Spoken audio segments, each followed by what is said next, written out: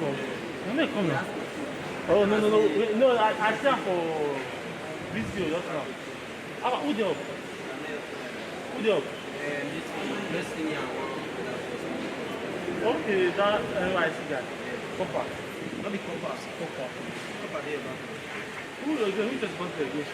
Toju. Toju come. Okay, that NYC. I'm going to have that.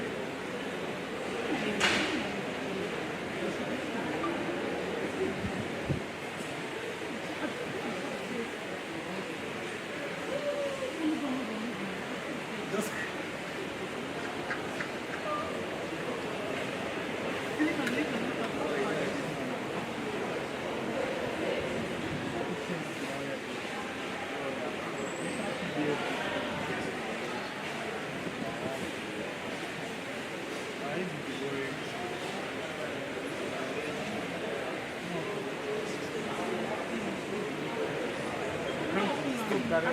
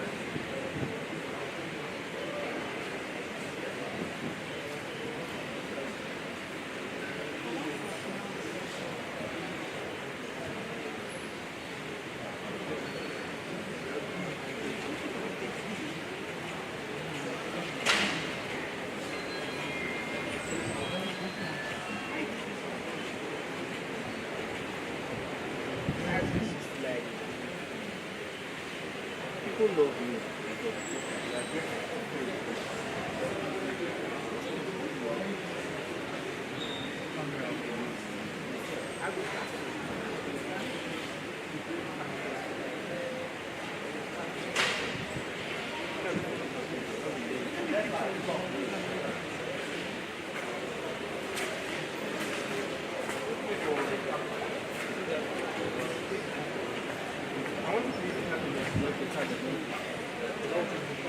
Yes, because this thing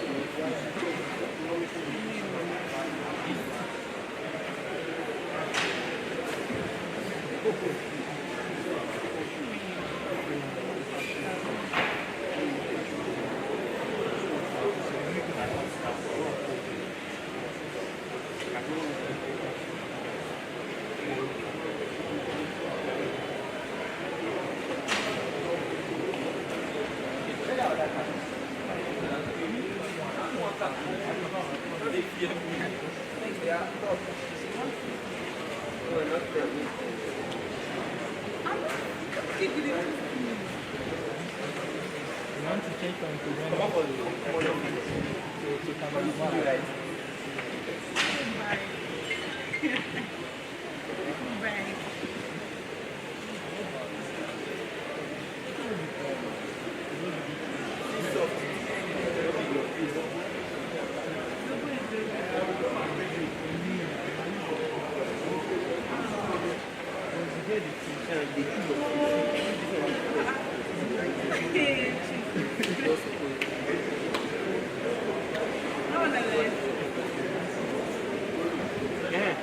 my baby doctor.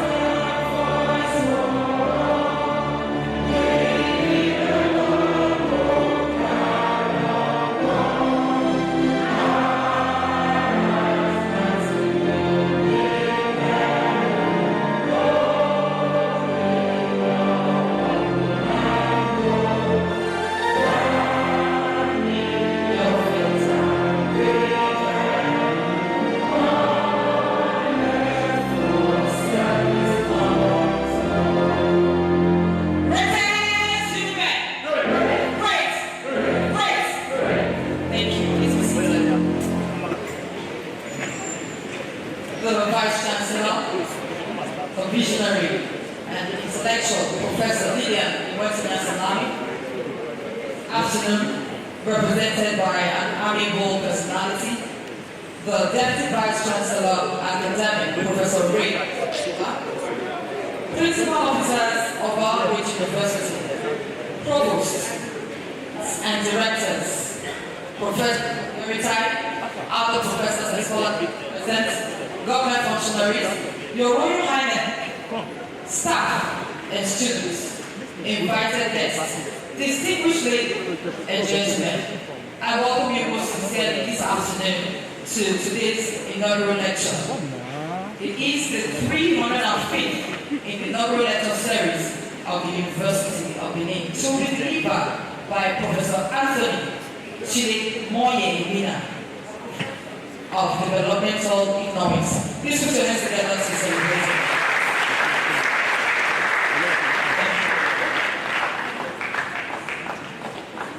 He will be treated. Attaining economic development, are there necessary and sufficient imperatives for Nigeria? May I now invite the Registrar, Mr. Ademola Bobola, Fellow Chartered Institute of Personnel Management and member of the Nigerian Institute of Management, to introduce the Vice Chancellor and the personalities on the Vice Chancellor's speech.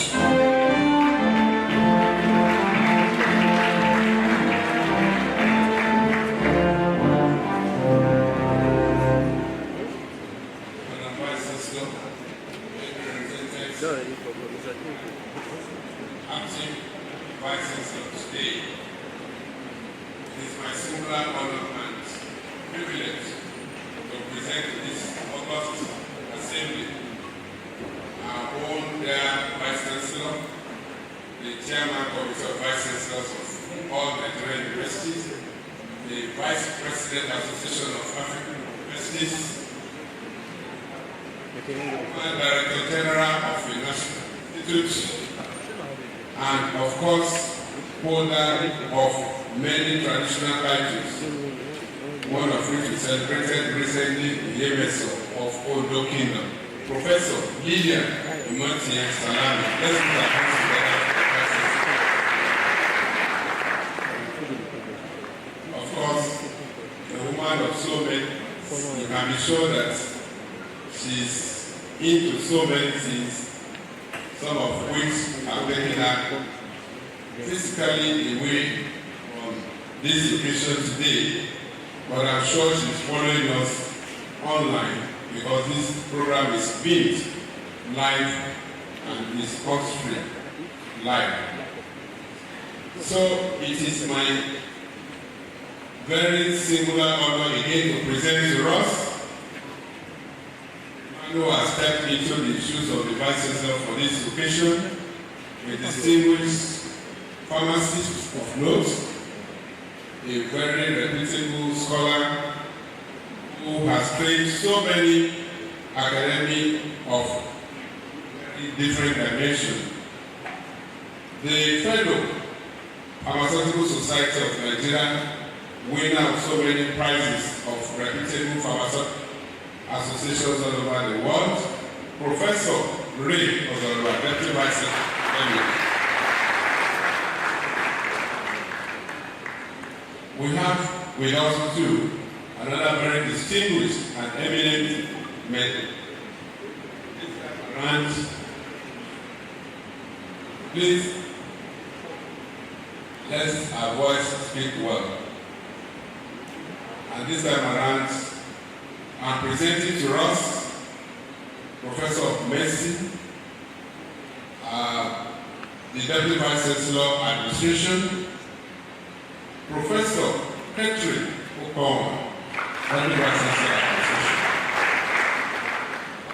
We have with us today the keeper of our treasury, who is a very senior financial guru. The acting bursar of this university, Mr. Gabriel Osadolo, and the keeper of our books and publications, Shoyo Walter Legacy, Esquire, acting university librarian. The next Chancellor's entourage is a man who has just produced a potent dean who is expanding the coast of our very College of Medical Sciences as the provost, Professor Wilson Sado, Provost, College of Medical Sciences. The acting dean school of postgraduate studies, Engineer Professor S.A. Aliu. The number one student on campus, although he wears befittingly the toga of a professor, because a professor of economics, because he's actually one of our very proud students and is leading 701,000 students all over the universe. Professor A.C. Modaro is the Dean Student Affairs.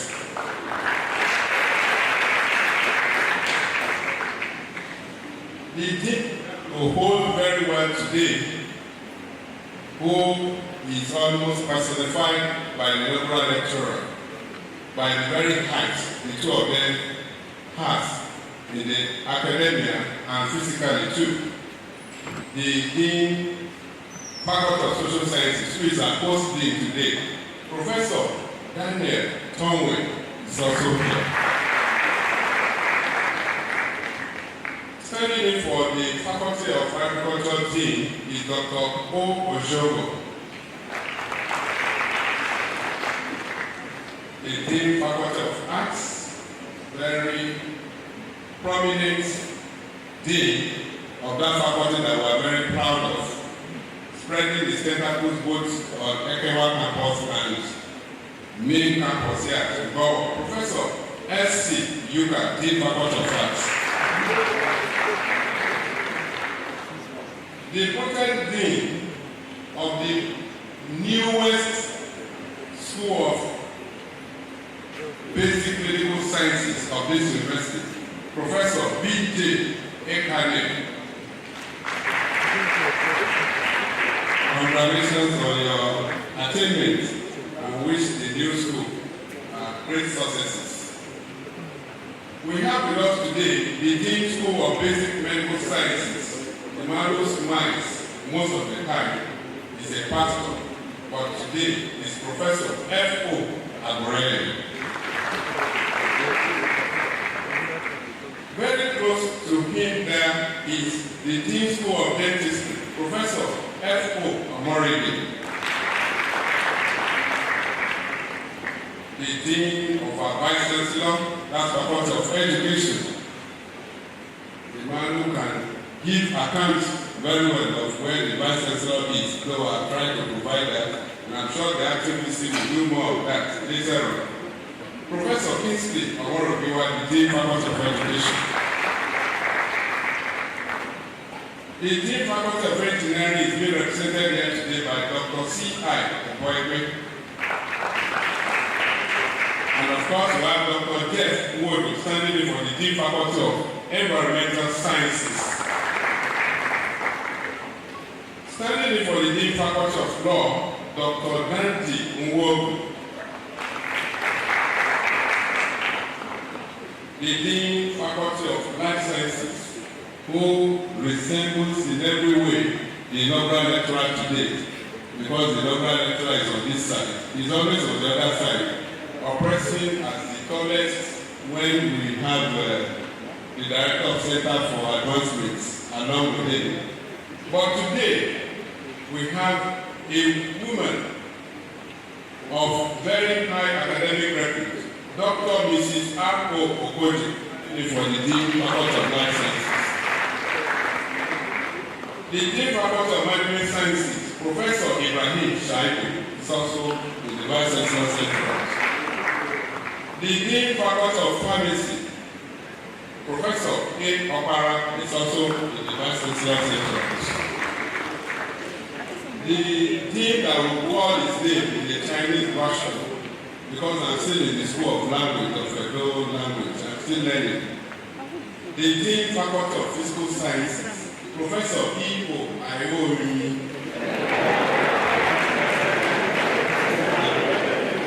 I will graduate one day from that school. I'm sure Center for Entrepreneurship Development, Professor E. Okiagwe. And then the Director Center for Educational Technology, Professor Hassan Oyakena. Please pardon my pronunciation again. The Director of Intellectual Property and Technology Transfer Office, IPTTO, Professor A.P. Ogwego, is also the Vice Chancellor. The Director, Teflon Center of Excellence for Agriculture and Food Technology, Professor Mrs. Ishoma Abu. And we have another very reputable woman holding the SDG office, the Director Center for SDG, Professor Mrs. Ujiro Igudu is also here. Please let's give them a round of applause. We have with us somebody you cannot miss in the crowd, and somebody is always online. NTA and all the social media and all the media houses talking about how to move Nigeria forward. A former rector of this university, the Director of University Advancement and Development Office, Professor Eddie Eragi. I know if he's the one holding the microphone, the applause will be bigger than that, but let's give him more round of applause.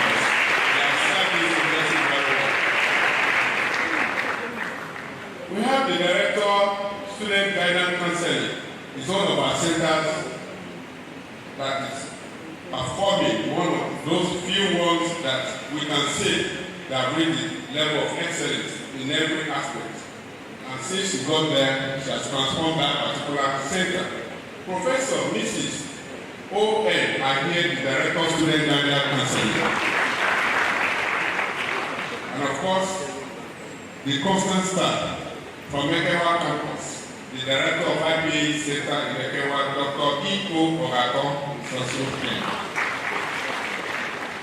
Mrs. C.I. Egeto is the Deputy Registrar in charge of sending matters. She's also on the Vice Chancellor Central. The single ladies and gentlemen, please, at this particular point, kindly allow me to humbly invite the acting Vice Chancellor to present the Vice Chancellor's address. Thank you.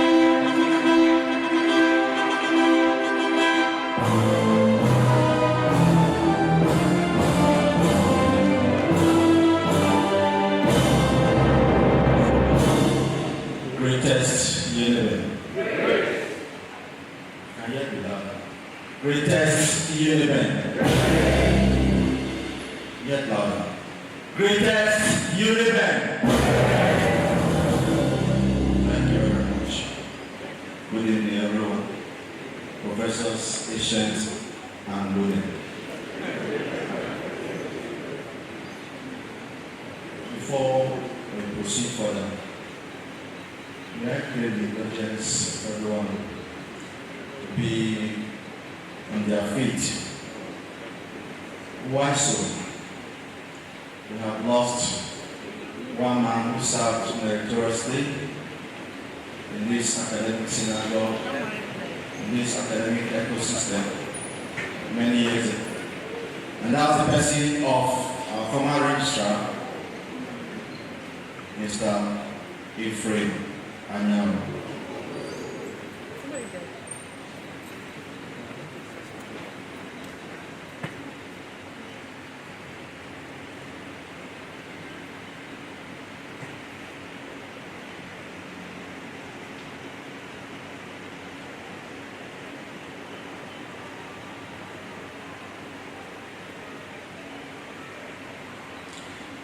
May the soul of Mr.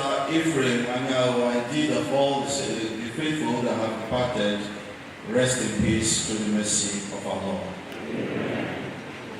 I bring you very warm greetings from our delectable, vivacious Madam Vice Chancellor, who is unavoidably absent on account of compelling international assignments. she had wished she would be here to be practical of this academic ritual. I now read her address with a bad voice, not to be compared with her very pleasant, sonorous, multimedia voice. It is my pleasure to welcome you all to the 305th in the inaugural lecture series of the University of Benin. To this lecture is the 76th to be delivered in my tenure as the Vice Chancellor of this university and the 9th from the Department of Economics.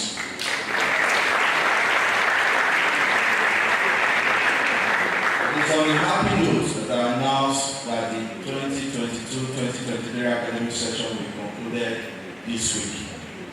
The session has run without any hitch due to the dedication of staff and students, and I'm indeed very grateful. I also request similar sacrifices to analyze the academic calendar. The 2024 session will commence on the 21st of April 2024. That's a little shy of 3 weeks.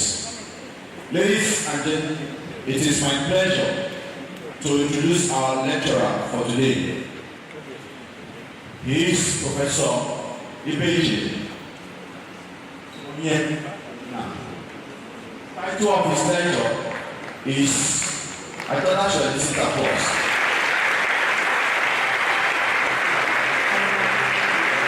The title of his lecture is Attaining Economic Development. Are there necessary and sufficient imperatives for Nigeria? Professor Anthony Ibechile Monye-Emina was born 10th November 1960. The family of Mr. Agojo Ejiofor Monye-Emina and Mrs. Remy Monye-Emina, both of pleasant memory, of Ibu Town in Oshimiri North local government area of Delta State.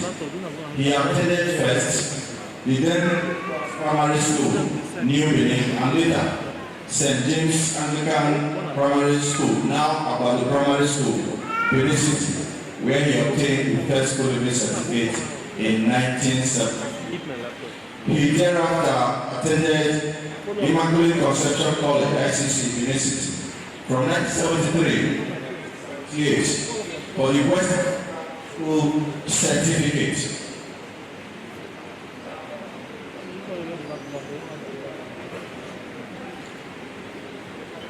Distinguished audience, very sincere apology. This is unlike us. Can you check what's happening here?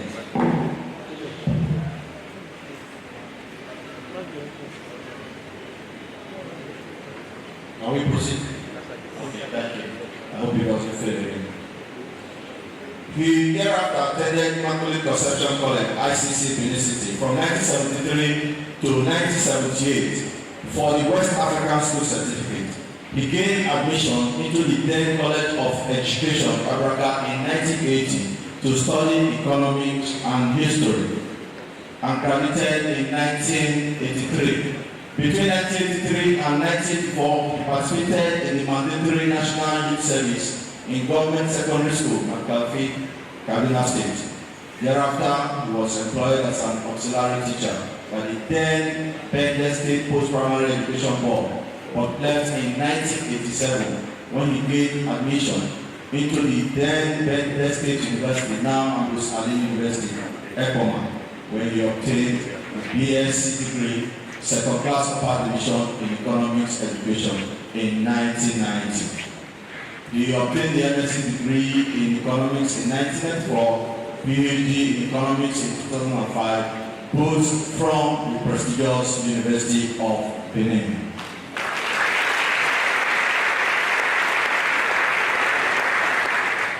He expanded the horizon of his knowledge of economics by obtaining a certificate in environmental economics from the World Bank Institute, Paris, France, in 2005.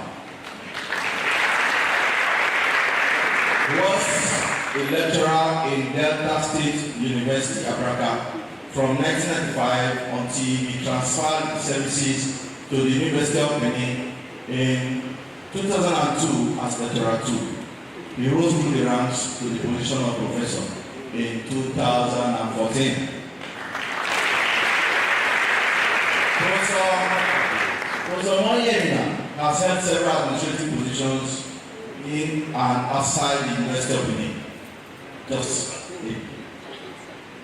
He's been a member, University of Benin Budget Monitoring Committee, 2010 to 2015. Captain, Uniben Golf Club, 2012 to 2014. Secretary, Nigerian Economic Society, 2013-2015.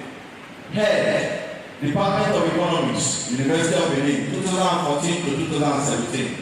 Chairman, University Committee on Monitoring of Needs Assessment Recommendation Implementation, 2014 to 2015. Publicity and Social Secretary, Development Union, 2017 to 2019. Should I stop there? Chairman, University of Benin Strategic Planning Committee, 2018 to 2020. Chairman, University of Benin Parks and Gardens Committee, 2018 to 2020. Senate Representative, Academic Policy Committee, University of Benin, 2018 to 2020. Chairman, Management Board of Institute of Public Administration and Extension Services, University of Benin, 2019 to 2020. Professor Monye-Emina is a professional bodies and associations. Examples: member, Nigerian Economic Society, has been that since 1996. Member, Academic Staff Union of Universities, ASU, for which he has served as Uniben Branch Chairman, 2010 to 2015.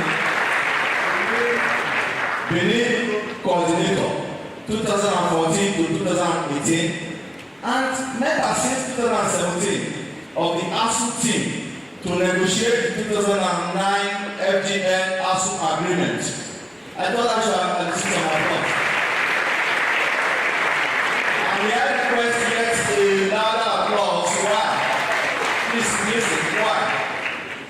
This man has been instrumental to the increase in the salaries that I have enjoyed over the years.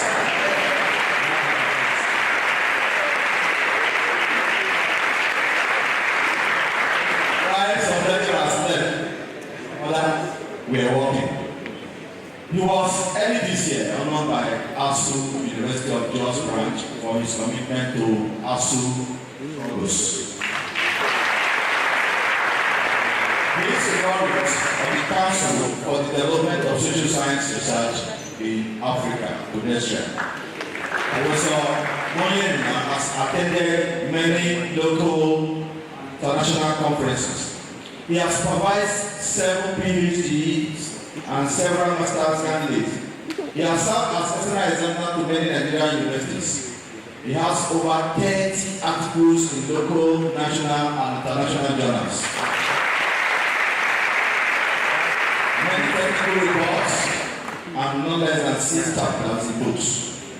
He was between 2014 and 2017 the editor-in-chief of the Nigerian Economic and Financial Review, a journal based in the Department of Economics here at the University of Benin. He is a resource person to the African Economic Research Consortium, Nairobi, Kenya, as well as the National Universities Commission, for which he has served as a panelist for accreditation and resource verification. He was a guest lecturer at the prestigious Nigerian Institute for Policy and Strategic Studies.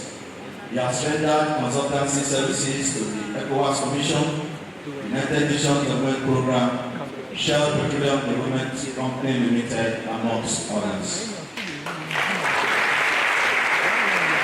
Professor Monye-Emina has passion for reading and writing, playing golf, and playing football as well. He served as the captain of Ibechile Golf Club between 2017 and 2019. He is happily married to Mrs. Sandra Monye-Emina, staff of the University of Benin, and their marriage is blessed with 4 lovely children. Distinguished ladies and gentlemen, it is my pleasure to, on behalf of Madam Vice Chancellor, invite the eminent Professor of Economics, Professor Anthony Ibechile, Monye-Emina, to deliver his lecture.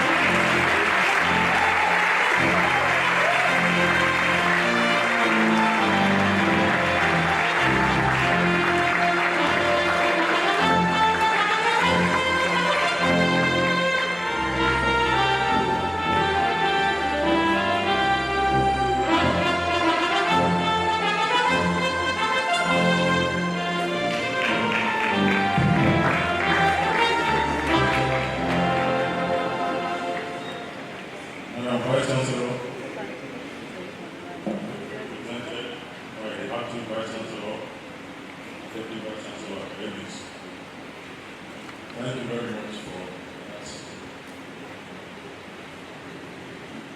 Vice Chancellor, you represented.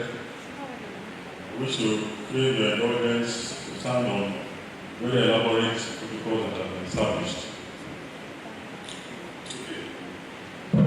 Today, like politicians say, it is my turn.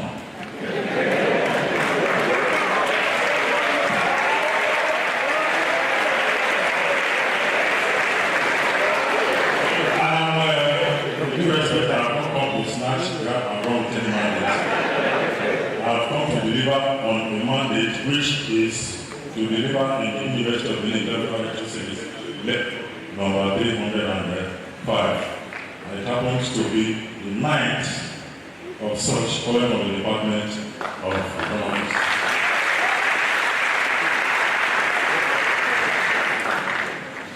Today, we are going to be looking at this very simple topic, but sometimes difficult to comprehend. Attaining economic development are there necessary and sufficient imperatives for Nigeria? So many factors in consideration in coming up with this topic. Most times when I teach my students development economics, discuss the determinants of economic growth, we list several factors. And I discovered that my students find it difficult to end. With all the factors listed, Nigeria having abundance, they find it difficult to comprehend why Nigeria still remains a low level income economy, or what they call less developed economy. And only recently it was described as capital world. It's a paradox and very difficult to understand and explain. So I did carry out further studies and came up with some findings which I have condensed into this lecture today, so that we'll be able to understand that there's a difference between economic growth and economic development, and also understand why Nigeria is classified as a less developed country. In some instances, it's simply referred to as an underdeveloping economy. And then you know why it is different, or why living here is different from countries in Europe and North America, where our family members are now trying to relocate in search of greener pastures. In fact, our Nigerians have become pastoralists because they have to look for opportunities outside our land. So, the lecture is actually dedicated to God Almighty for His gift of life, immediate and extended family, and particularly all the loyal members of us for the sacrifice and pains they endure in the struggles of our women.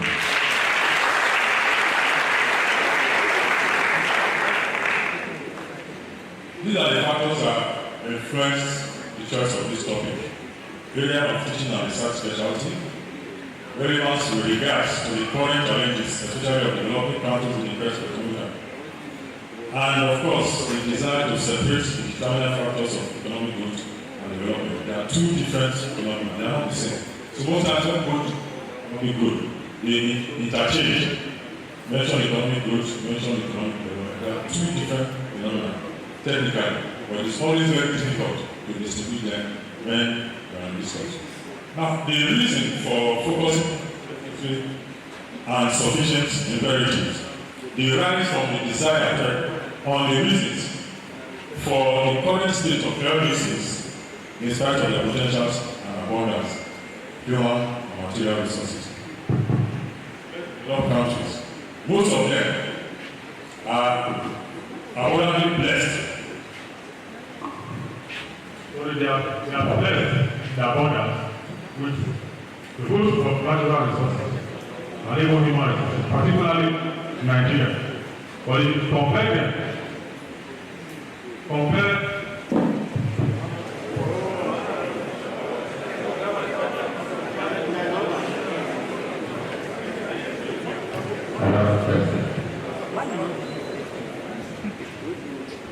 because we cannot comprehend why a country like Nigeria is richly blessed naturally with natural resources, land, various kinds of mineral resources, the large population presenting a huge market, and so on and so forth.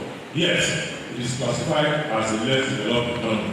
Standard of living is atrocious, cannot be compared with what obtains in other parts of the world where these human and natural resources are not available.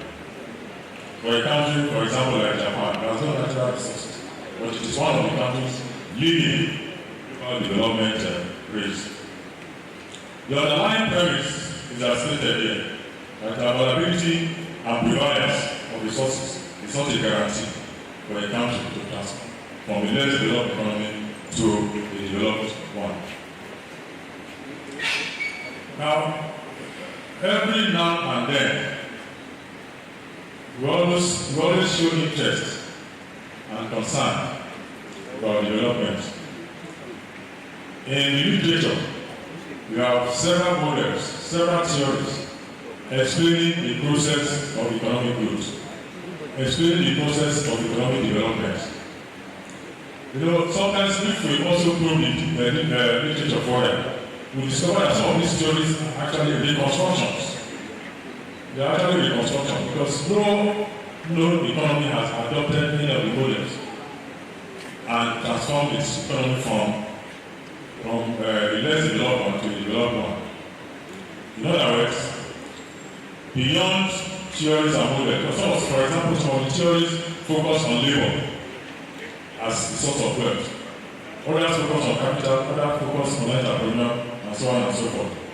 No country has adopted any models and known to have transformed from the developed one. On their determinants, there are a number of factors you can identify in the literature. As I said earlier, most of these factors are available in very less developed countries, including Nigeria. And most of the factors are also not available in the developed regions of the world, Western Europe, North America, and then even up to Japan in Asia. But somehow, these countries that lack these resources, they set the pace for development. So what they do is to find a way of accessing these resources, even if it means by instigating civil wars and insurgency that we are seeing in Congo Democratic Republic, Nigeria. Some of these insurgencies and civil wars are instigated by foreign interests who are desirous of exploiting the natural resources of these countries. So they will come, get these resources, transform them, and return them back to us as manufactured goods and so on. So the standard of living is rising and better than what we have in other parts of the world. So it is noted that these factors are backward countries in the world, including Nigeria, and then for others, set the pace for economic development sources. So it's a paradox that the countries that possess these abundant growth-inducing resources and factors, their citizens live the worst kind of life on earth. And it is clearly supported that they are living in this country is atrocious. In Nigerian space is that the availability and preponderance of economic growth determining factors do not guarantee economic transformation and development. Mr. Vice Chancellor, Madam Vice Chancellor, I beg your pardon. I wish to bring your audience again some clarifications, conceptual clarifications on a number of concepts in the course of lecture. Because established that there is a difference between economic growth and economic development. And then there are some features I will present later, which we used to be, which country and why Nigeria is classified as a less developed economy. Now, the point to note here is that growth and development are not peculiar to economies alone, are not peculiar. In nature, human beings grow, plants grow, trees grow. Human beings also grow and develop. In other words, they grow in age, and in the course of time, they also manifest some features that represent development.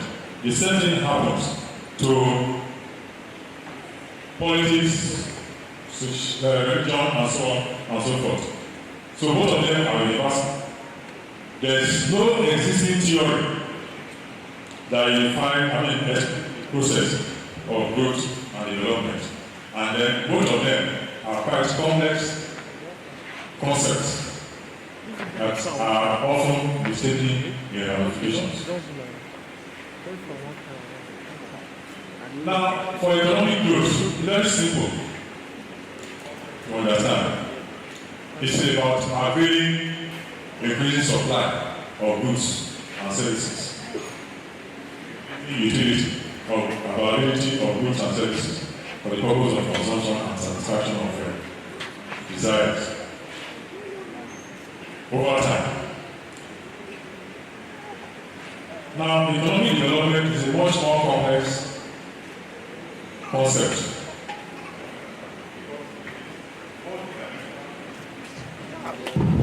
Because it is multidimensional and multifaceted.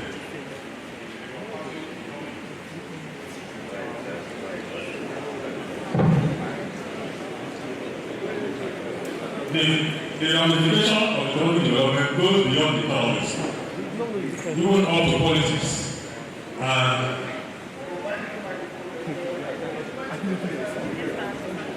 goes beyond economics, many spheres of human endeavor. It involves structural changes. Your economy will grow. What is the content of that growth? What is responsible for that growth?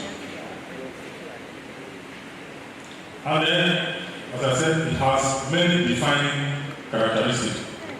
Increase in output, structural transformation of the production, changes in technology, alright? Discover new inputs, and so on and so forth. They define, and then of course, there must be changes in the political sphere to be able to manage the growing income and growing national economy. Right? And of course, there will be changes in the social sphere. It will affect religion, it will affect many spheres of our endeavor. So it's not only about increasing national income. I don't know if okay, you can see. If you want to know a country that is developed and one that is less developed, all you need to do is look at certain statistics. See the case of Nigeria compared to global average, global threshold. In other words, Nigeria and the rest, and the average for the rest of the world. Look at I'm sorry, this is about between development and growth. I was fast forwarding a bit.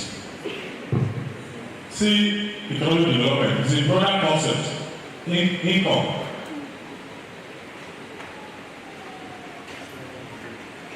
It's a broader concept. Income plus standard of living and structural changes. But the other one is about increasing national income. Development is dimensional, focuses on income plus improvement in living standard. The other one is just one dimensional, it's on income. It's a long-term process of development. It's a short-term process. And then for economic development, measurement is both quantitative and qualitative. The other one is about, it's just quantitative, increase, percentage increase, absolute, and so on. Then the focus of development,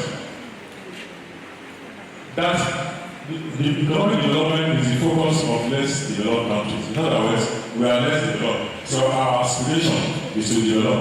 But for the developed countries, our focus is on growing their economy. They already developed. What they need to focus on is to grow their income so as to at least sustain an acceptable living standard. And of course, they will usually have surplus, which they send to the rest of the world.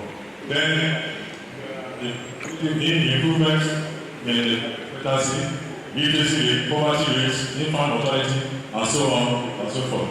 The other one is just about increasing indicators such as in per capita income. Economic development is a continuous process. In other words, even those that are already developed, they are also in the process of furthering their development. So what you are essentially trying to do in this part of the world is to catch it. And I hope we will catch up someday. Now, there are problems and challenges associated with economic growth and development. You know, there's global prosperity. Don't mind what is happening in Nigeria. On the average, there's global prosperity. But along with global prosperity, there is an increase in some about inclusive growth, inclusive development. It's all about availing opportunities. Because we cannot explain growing prosperity and growing poverty. Then there is this concept of sustainable economic growth and development. It's about accounting for the environment. Because you are looking for economic growth and development, you are exploiting the environment.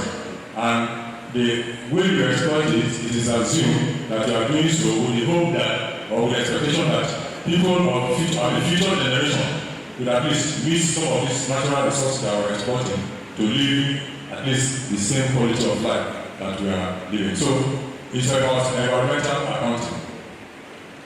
Then the next one is the concept of modernity, which is sometimes mistaken for economic development. Modernity is actually a concept that is associated with developments in Western Europe and North America.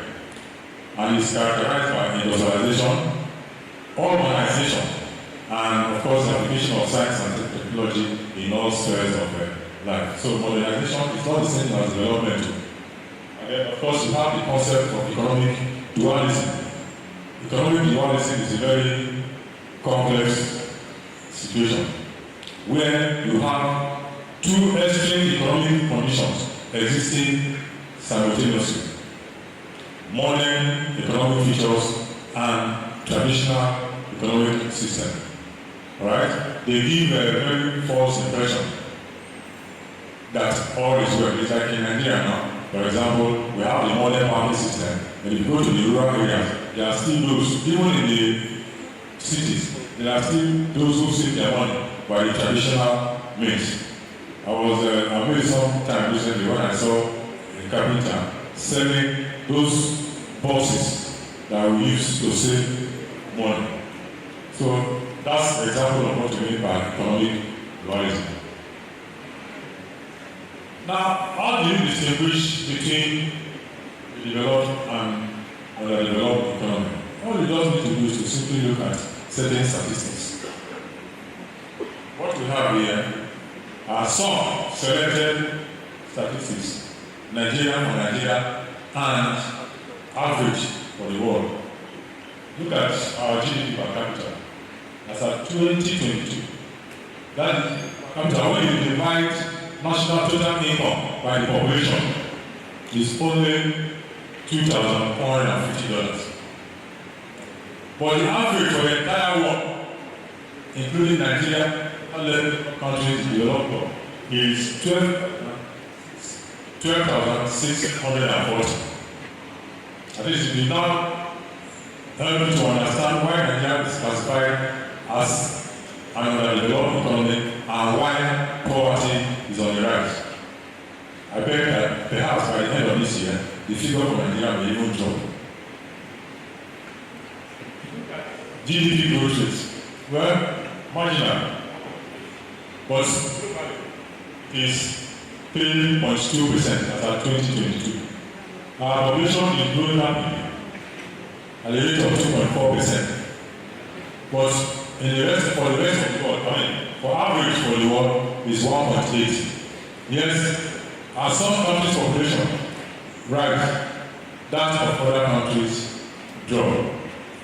And then the average age of Nigeria is 18.1 years, whereas for the entire world is 30 years. Rural population, the percentage of people that still reside in the rural is 46.4%, whereas on the average for the entire world is 43%. Life expectancy, because it's a measure of the quality of life. One indicator of the quality of life we live.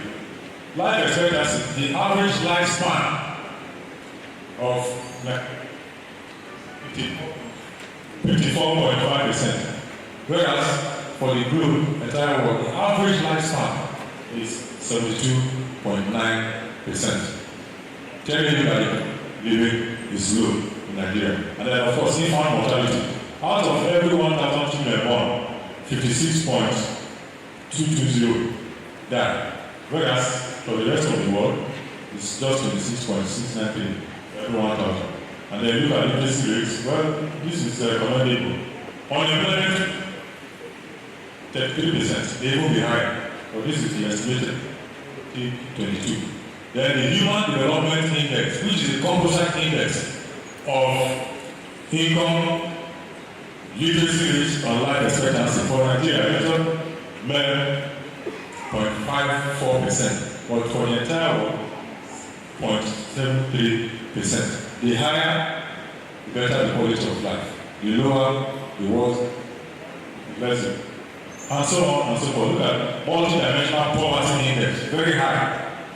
Of course, where we seem to be doing well is what gender development index, that is the level of discrimination of sex.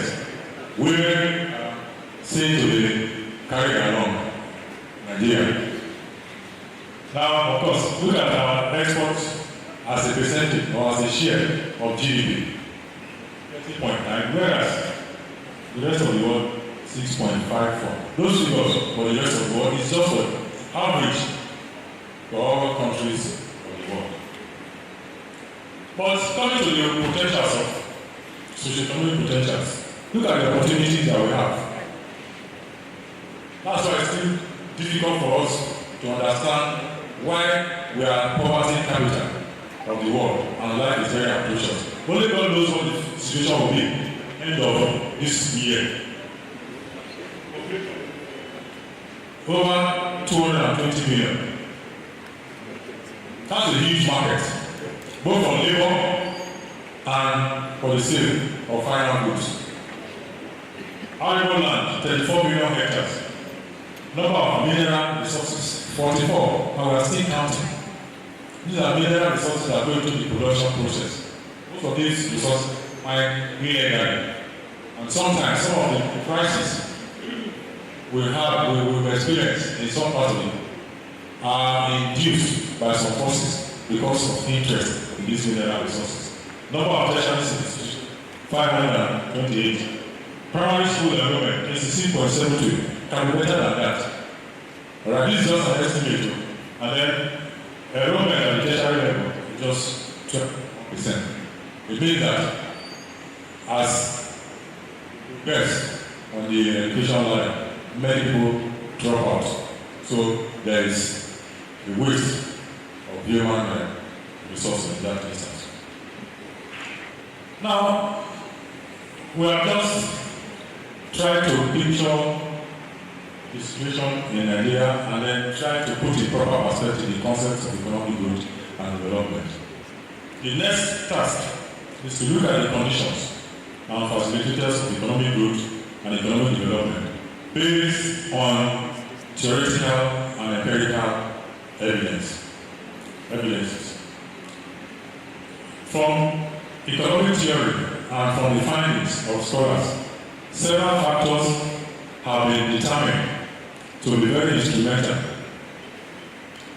in promoting economic growth. These are some of them are quite legion, but here are just some of them for the purpose of illustration. Natural and human resources. Natural resources here refers to land and mineral resources. You have capital formation or capital accumulation, entrepreneurship, technology and technical progress, industrialization, political and administrative stability, and so on and so forth. Now, if you look at these factors, I don't think that there's any that is lacking in Nigeria. Technology, we can borrow, we can acquire, we can borrow and adapt. Political stability, we have not had any major political upheaval in recent time. Capital formation, well, savings is slow, but we are gradually building up our stock of capital. And entrepreneurship, Nigerians are very ingenious. Even in the face of all odds, they take people by the horn, and do what they are supposed to do to help the economy, even when government attempts to frustrate them. We have examples all over. And of course, for human and natural resources, huge population, highly skilled manpower, and then natural resources. All of these factors have been empirically determined to induce economic growth. You go into the production process, churn out goods and services to satisfy human desire.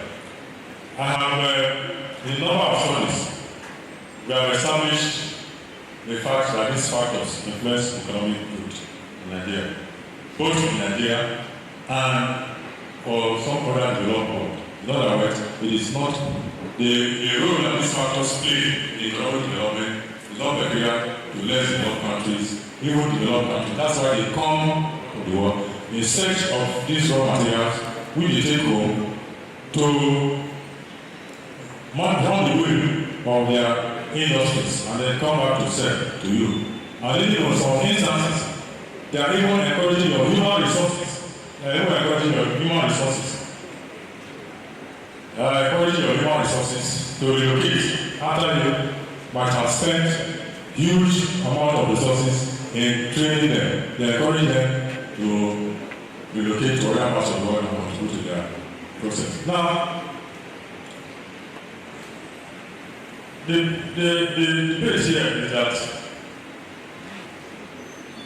the abundance of these factors has not transformed the economy of less developed countries. That is the question. Why have these factors not transformed the economies of less developed countries? Because we wanted to find answers to this question, we embarked on further studies.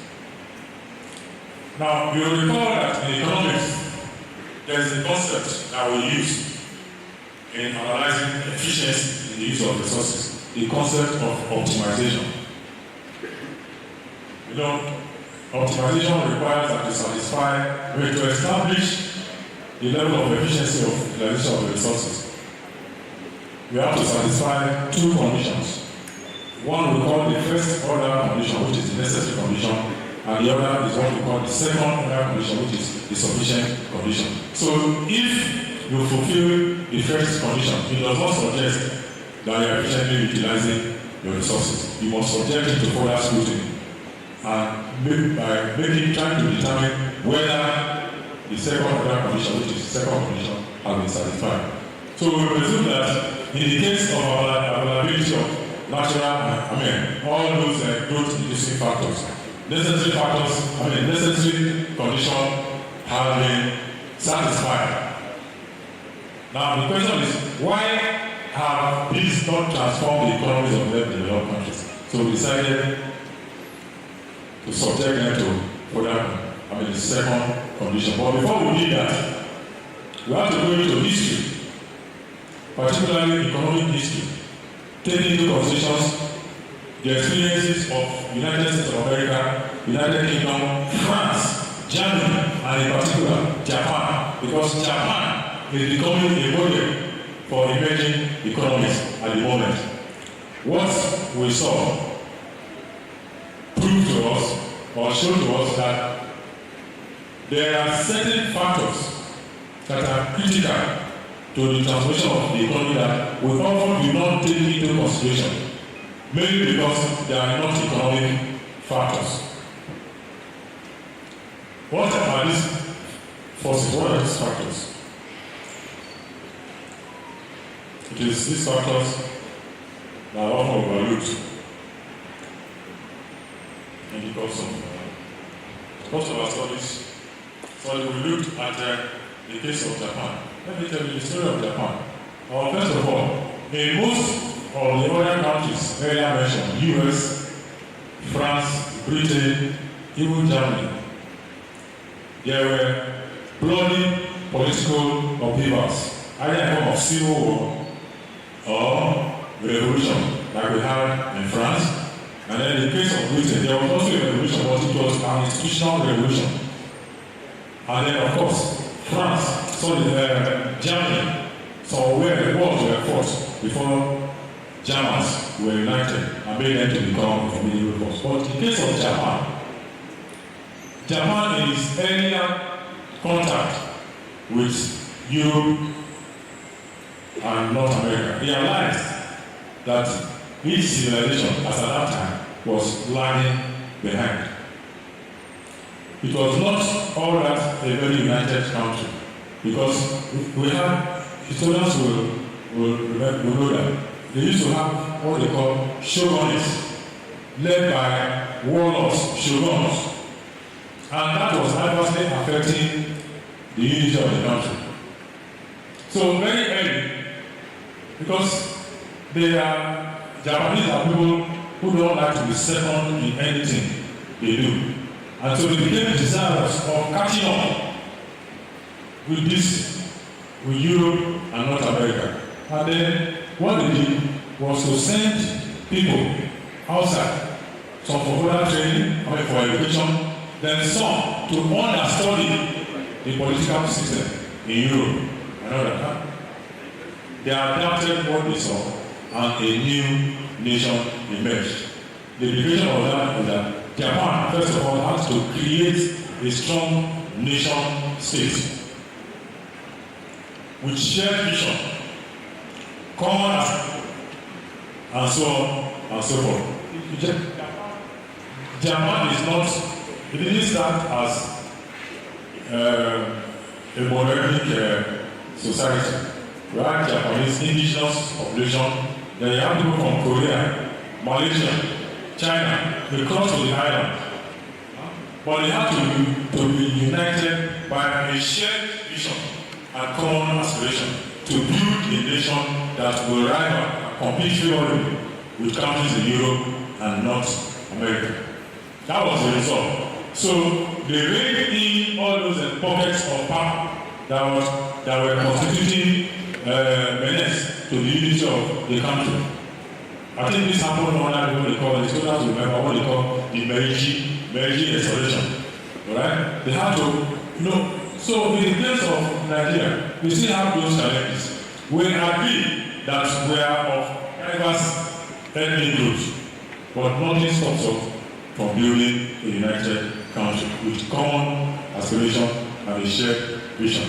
You see, we will not be able to achieve this when we still have pockets of powers that are standing as stumbling blocks. Some people have personal armies, and so on and so forth.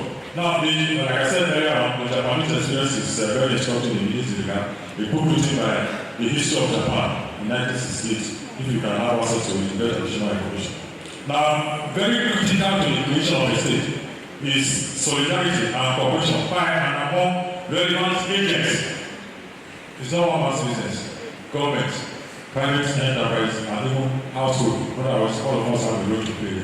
The evidence from Nigeria is different.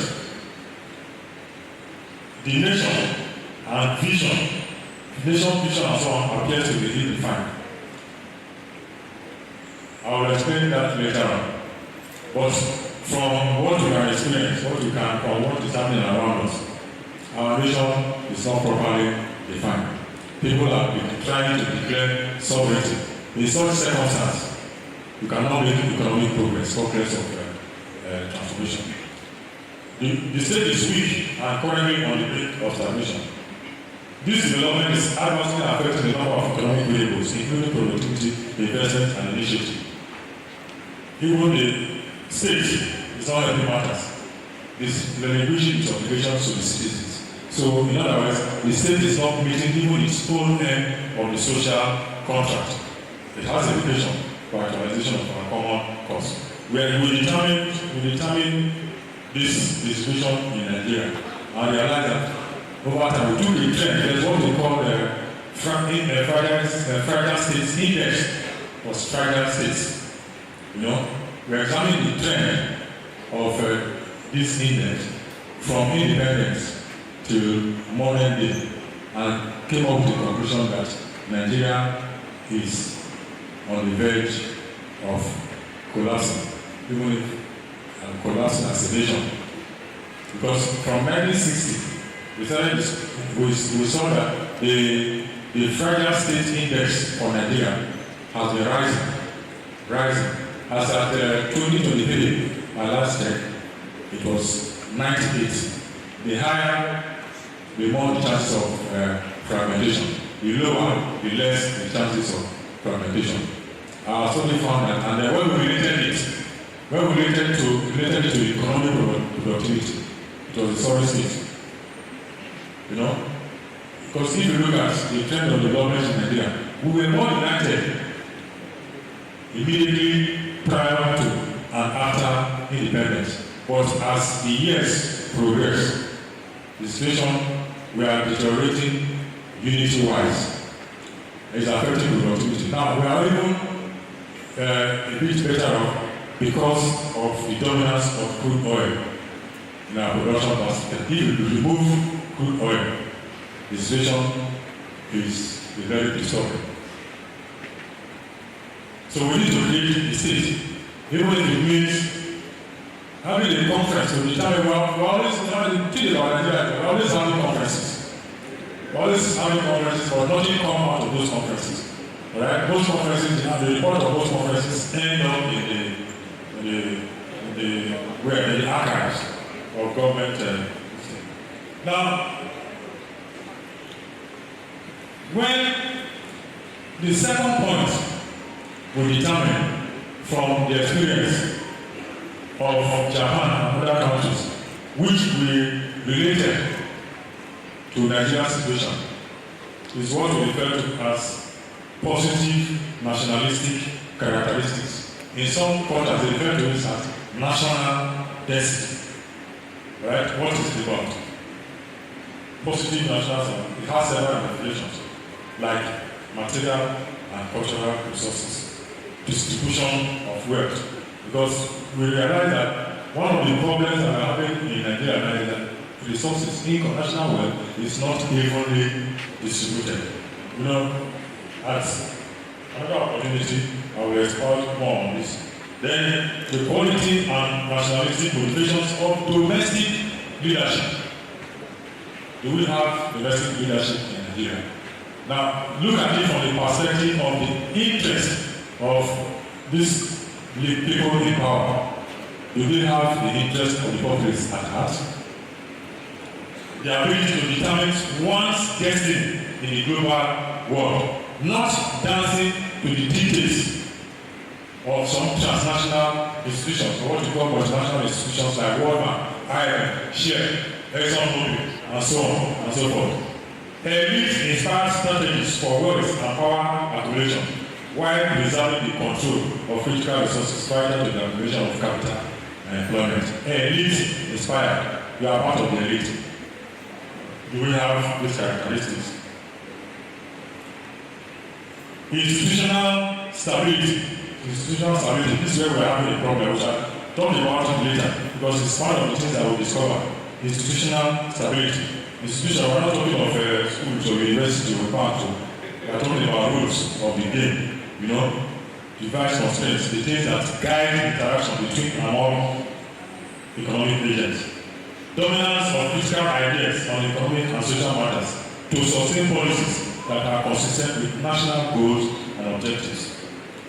Promotion of competitive abilities.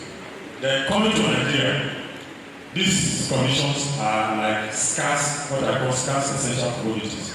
This is to the extent that nationality characteristics hardly exist, and this for national economic management. Then it is considered the absence of these characteristics, that the absence of it is what is responsible for a number of challenges such as brain drain, inability to manage globalization, unnecessarily doing the bidding of transnational such as the World Bank. You see, when I hear people mourn and blame IMF for economic challenges, sometimes I get very, very, very angry. The reason is because we lack this one essential item in these positive nationalistic characteristics. For example, we blame the IMF. Well, okay, let's so we blame the IMF for a number of things. For instance, we are sovereignty as far as the management of our economy is concerned. For example, we are adopting SAP the way IMF and World Bank gave to us. We have adopted it without even though we said we try to adapt to the Nigerian situation. The principles are the same. No? Because we just borrowed from what happened in Latin America, the policy they used in our destiny and imposed on us. We lost our sovereignty and now we are paying heavily for it. For example, if you look at the Nigerian economy, growth rate, before SAP was introduced, the economy fared better. Average GDP growth rate from a rough estimate, and inflation rate was about 13.6%, and inflation was 12.5%. When we introduced SAP, our economy grew on the average by 5.4%, and inflation 3.4%. If we take on year on, you see difference. We found this evidence in studies. Then, of course, there must be active state participation, state initiative, invest largely, but following the dictates of IMF in the name of reform, they are rolling back the state. The state is reneging on all of its responsibilities and obligations to the state. In such instance, you won't expect any conform to national responsibility. This again, we found evidence in previous studies. Political stability, institutions. Now, the institutions here, I didn't talk about corruption because corruption is a symptom. Corruption is not a challenge. Corruption is a system of a more serious problem, and that problem is rooted in our political system and the absence of strong institutions, especially the enforcement characteristics of those institutions. The enforcement characteristics, we cannot enforce our rules and regulations. That is what is fueling corruption and is making corruption to also systematically weaken our institution, and so on and so forth. Then, of course, social inclusion. You see, when you exclude a huge segment of the population from participating in economic activities, there's a problem. You find it difficult to mobilize them. And then, human education. We saw evidence of the importance of education in Nigeria, borrowing from the experience of Japan and the rest of the world. We have a number of recommendations. We must first of all address this national question by determining how we should be and determine a shared vision. This is desirable to strengthen national unity. You see, it is everybody's responsibility, as I said earlier, government, private enterprise, and even the household, even the private individual, we have a responsibility. Even institutions, universities have a responsibility to strengthen, build bridges across national divide. All right? In those days, they used to bring teachers on nursing program from Kano State, Katsina State, to teach in our secondary school. I don't know, those of you who were with me in ICC, remember we had some geography teachers from Kano. They came to teach us, and people were sent from there. Our founder, our division, was sending them to other states. You know, we build bridges in such instances. But nothing stops the university from sending its staff and students on exchange program. Send me to Ibechile, I will go. All you don't need to do, all you just need to do is just give me a stipend to survive. You see, the argument that they come is that when the university have fun, the university will have fun. They fun so long as you don't behave like some officials who travel to UK to discuss Nigeria's expenditure problems. If you stay in Nigeria to discuss the problem of funding of Nigerian universities, you have enough to give me to go and spend some time in Ibechile. There are a number of other recommendations for time and conclusion. Well, I want to especially appreciate the Vice Chancellor for giving me the approval to deliver this inaugural lecture. There are a number of people who have listed here, but time will not permit.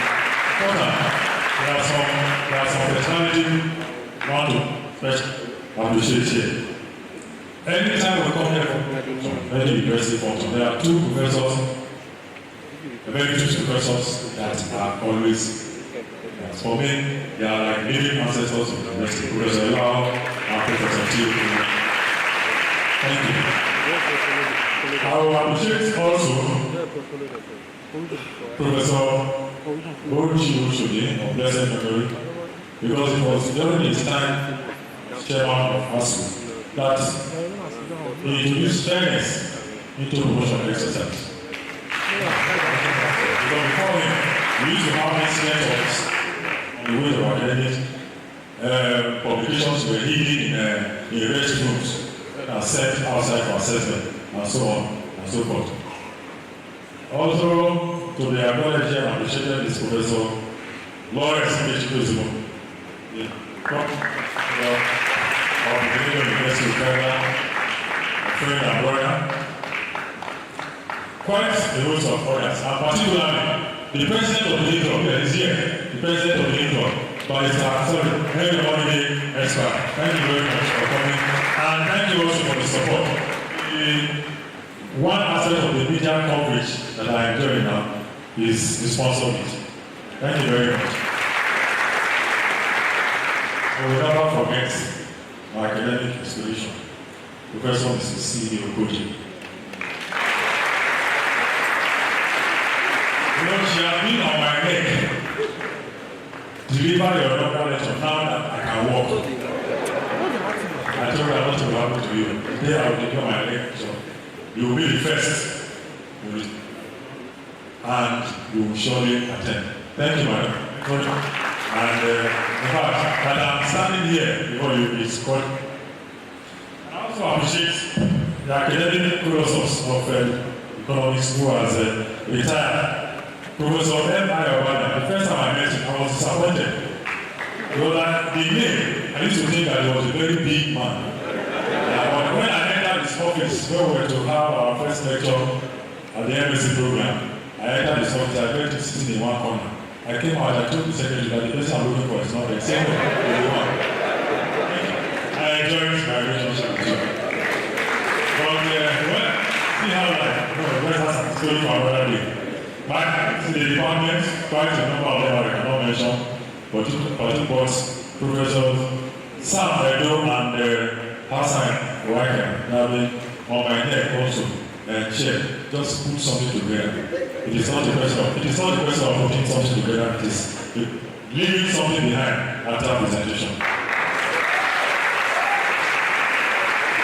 Now, I have a group of friends. Anytime I'm in their midst, I tell them, when you are in a company, you never walk alone. These are Christians in their own rights. They are a kitchen group, a golf-playing kitchen group that I belong to, the Mini Club, the Mavericks kitchen group. They are all here. They try, led by Monye-Emina. Anytime you are in their company, there's never a dull moment. That's why most times I'm in the morning, anything I'm doing, I'm looking at the time I'm going to meet to go and join their company. Life, very interesting for me. In all the surveys I've had, they never left. Thank you very much, friends. The members of St. Anne's Catholic Church family, they are here.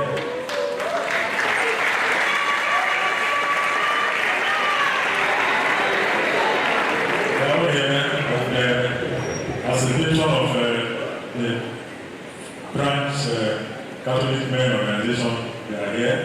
And my dear one is there, and the number of them are here to show everything.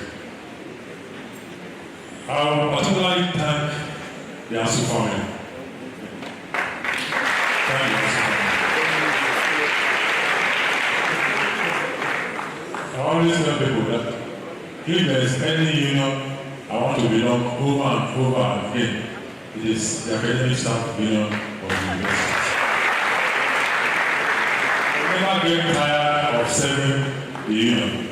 If I want to make a choice between becoming a vice chancellor of any university and any position, I will choose another. Because the reason is that this is a union that is quietly building bridges across religious and ethnic divides. The reasonable government will want to identify and work with them. Comrades, a lot of them are here. There are some friends I made. The General of Teachers Education Council, Professor Ibechile, is here. We got to know in the Asu family. I'm going to know, never forget, I named comrade, Professor Festus, here. God bless you. Wonderful family, my wife and beloved children, Sandra, my wife, Uyo, Gonjo Rumi, Gonjo Monye-Emina, wonderful children, my cousins, brothers, siblings, are here.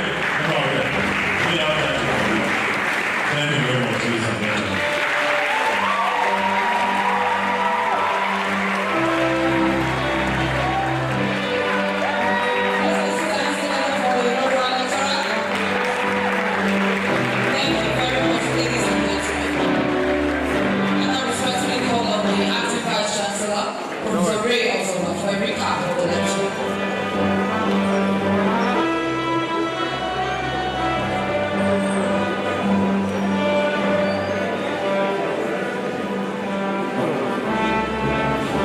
Distinguished ladies and gentlemen, you are agree with me that this has been an exciting, fascinating, intriguing lecture.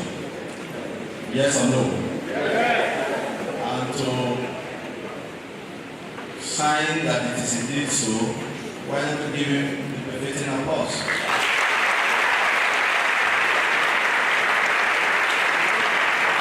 And you know, one person I thought we should applaud as well, the wife.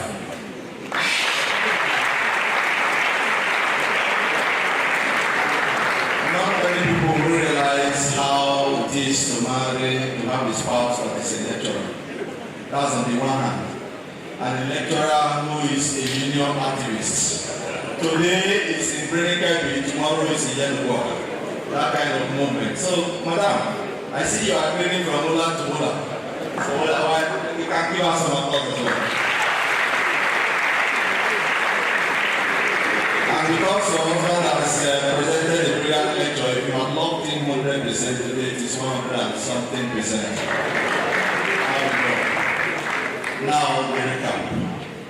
The distinguished professor has told us the difference between economic growth on the one hand and development on the other.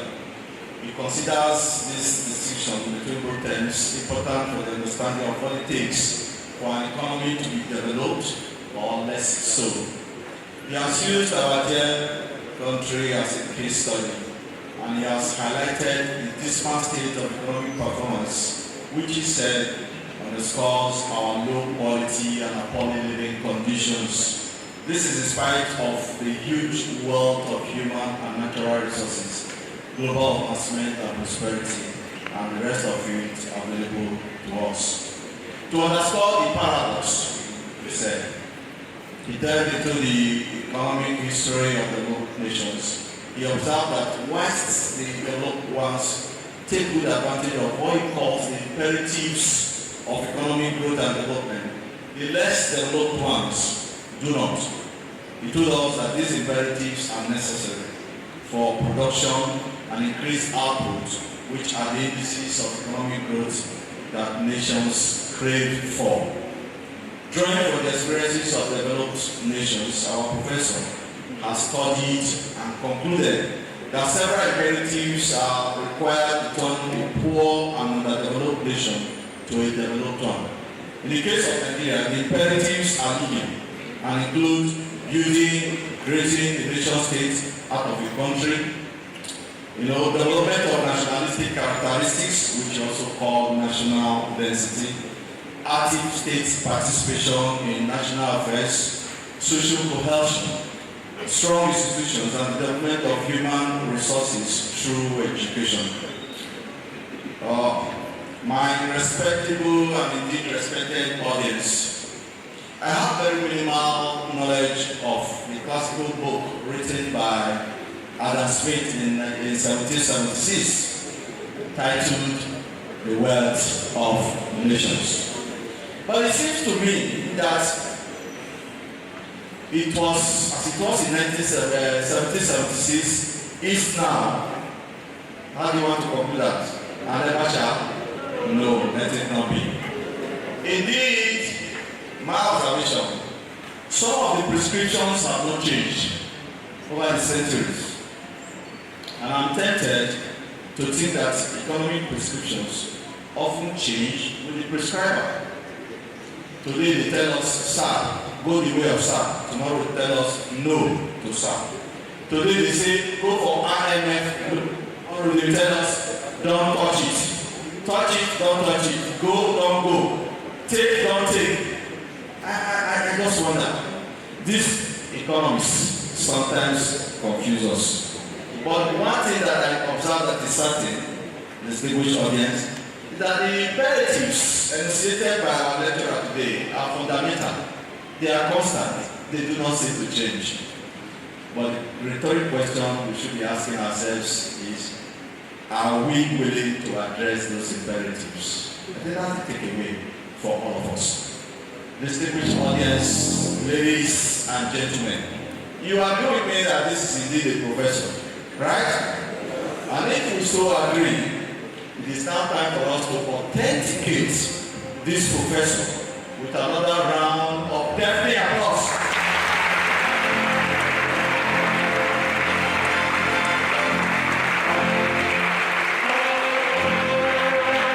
We will now invite the acting Vice Chancellor to decorate our inaugural lecturer for the day, Professor Ibechile, Monye-Emina.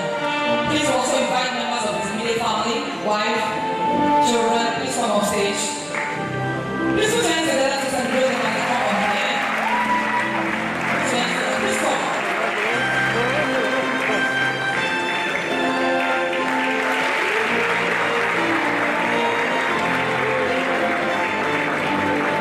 Please celebrate them. This is the family of the lecturer, the union man, and academic. Please put your hands together to celebrate them. Thank you very much. We welcome you, the spouse wife, Mrs. Monye-Emina.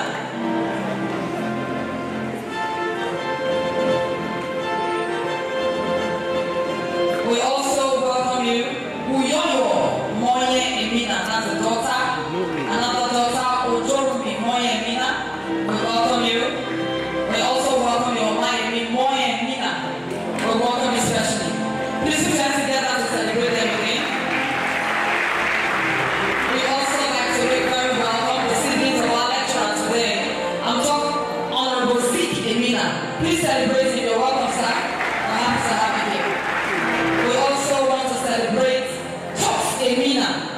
welcome, sir. We also celebrate you, Monye-Emina. Thank you very much for coming. Please put your hands together to celebrate members of his immediate family. We'd like to welcome very specially one of our own. He's right now the Vice Chancellor of Ibechile University, Okada. Ladies and gentlemen, please celebrate Professor Lawrence Monye-Emina. I'd also like to welcome very specially the Registrar and CEO of TRCN. I'm particularly glad to see him at this event, not just during the overtaking of the Faculty of Education. It's good to see you here, sir. Please, ladies and gentlemen, celebrate Professor Josiah Olusegun Ajiboye. Welcome again to the University of Benin. We'd like to welcome also the representative of the National President of ASU, Professor Tony Igalo. Please celebrate him. All academics in the house, please celebrate him. We also celebrate our very own Professor Emeritus, like the inaugural lecturer mentioned here. They are like our living ancestors. Ladies and gentlemen, please put your hands together to make very warmly welcome Professor Emeritus T.O.K. Awitu. We also welcome Professor Emeritus Raymond Eliho. Please let's applause me louder. These are elder statesmen. Thank you. We'd like to welcome very specially all the way from Unidel, Chairman ASU Unidel, Comrade Desmond Abo Ekokotu. Welcome, sir. We also welcome the Chairman ASU, Edo State University, Egoma, Dr. Cyril Ono Gresene. We welcome you the coordinator, Benin Zone of ASU, Professor Monday Louis Ibafen. We also welcome the immediate past chairman of ASU, Delsu, Professor INAUGURAL from Modi. You're welcome, sir. We also welcome the secretary, ASU, Unidel, Abo, Dr. Amechi Ehimati. Thank you, sir. We're good to have you here. We're happy to have you here. I also like to make special welcome one of our very own. He's a non-academic. I want you to celebrate this person very specially. He is the past Senate President, University of Benin Alumni Association Worldwide. Celebrate Chief Macaulay Omo Azubeni.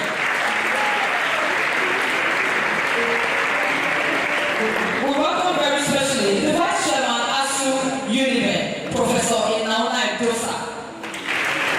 Celebrate our ASU Chairman very well now. Thank you. We also said that the Vice Chairman, please, the Chairman himself, ASU Uniben, Dr. Ray Chikoru.